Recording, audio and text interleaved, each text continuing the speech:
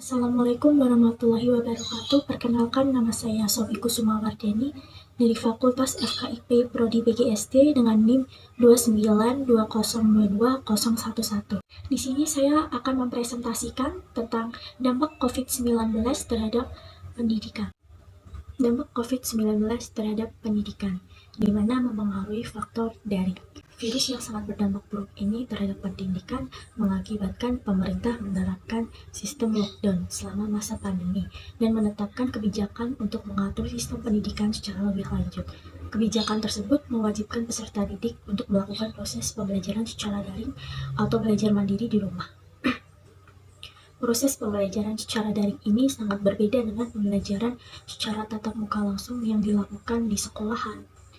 Pembelajaran online atau daring ini lebih menekankan pada ketelitian dan kejelian siswa dalam mengelola informasi dan materi yang disajikan secara online. Proses belajar secara daring atau belajar mandiri di rumah kurang efektif untuk dilakukan. Alasannya karena tidak semua orang memiliki kemampuan yang sama dalam menangkap informasi atau menerima materi pembelajaran yang diberikan. Akibatnya, pemahaman peserta didik terhadap materi yang diberikan selama pembelajaran daring atau online menjadi tidak maksimal dan kurang efektif untuk dilakukan sama sekali. Selain itu, orang tua juga mengalami kesulitan dalam memberikan pemahaman mengenai pendidikan karakter yang seharusnya dilakukan secara objektif, bukan? Bahkan, tidak hanya itu, keterbatasan perangkat di mana siswa tidak memiliki HP dan kendala sinyal menjadi penghambat proses pembelajaran daring ini. Bagi mereka yang tinggal di daerah terpencil susah untuk mendapatkan sinyal. Dampak daring juga terpengaruh loh pada pendidikan instan. Salah satunya berupa ketiadaan proses dalam meraih nilai dan tujuan pendidikan itu sendiri. Pendidikan instan mengacu pada penggunaan teknologi secara ketergantungan untuk mencerdaskan pikiran tanpa pembenaran dan membuat kebiasaan buruk. Tujuan pendidikan untuk mempertajam kecerdasan, memperkukuh kemauan, itu menjadi hadangan utama yang melahirkan pendidikan instan ini pada saat COVID-19 berlangsung.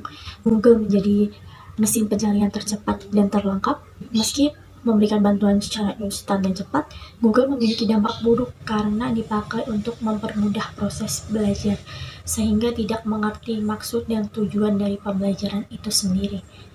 Semua hanya bergantung pada Google, hanya membuat kita menjadi malas dan menimbulkan dampak buruk. Sikap yang akan muncul adalah ketergantungan itu tadi. Nah, maka dari itu yang efektif ialah bukan membaca gadget atau HP, melainkan membaca buku yang bermanfaat bagi para pelajar siswa-siswi di Indonesia.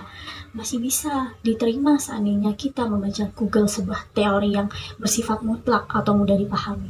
Bagaimana jika pembahasan mengenai suatu ilmu perdebatan sehingga kaum radikal menebar ilmu yang hampa, kita semakin tidak dapat menyaringnya dengan baik, bukan? Dan menyebabkan ketidakpahaman sehingga siswa hanya dapat sekedar tahu tetapi tidak mengerti tentang pembelajaran apa yang dimaksud dari itu semua. Maka dari itu hanya ada satu cara untuk menghentikan ketergantungan pendidikan dengan Google atau pendidikan instan ini, dengan cara menetapkan pendidikan kritis ke semua murid, mahasiswa, bahkan guru itu sendiri, dan membuat kebijakan baru dengan cara memberangkatkan siswa dan siswi agar mereka bisa belajar secara langsung dan bertanya tentang materi yang memang tidak dimengerti oleh siswa dan tidak dipahami oleh siswa itu tadi. Cara guru mengajar dengan pengetahuan yang diajarkan oleh siswa memiliki kontribusi dalam membentuk peserta didik ini menjadi aktif. Dan guru akan mendominasi siswa dan siswi untuk memberikan kesempatan bertanya jawab dan mengemukakan pendapatnya masing-masing. Pendidikan menciptakan pengetahuan secara bersama antar guru dan murid saling bertimbal balik. Bagi murid, pengetahuan yang disampaikan oleh guru itu sangat bermanfaat, berguna untuk masa depan, menambah wawasan murid itu sendiri, dan pemahaman terhadap suatu materi yang memang tidak dimengerti menjadi mengerti. Bagi guru, memberikan pengetahuan untuk murid memberikan banyak keuntungan, bukan? Salah satunya, murid menjadi orang yang paham terhadap suatu materi yang diajarkan oleh guru, dan juga menjadi murid yang ingin tahu dalam pengetahuan sehingga mengembangkan pikiran mereka. Sekian presentasi dari saya. Jika ada salah kata, mohon dimaafkan. Assalamualaikum warahmatullahi wabarakatuh. Terima kasih.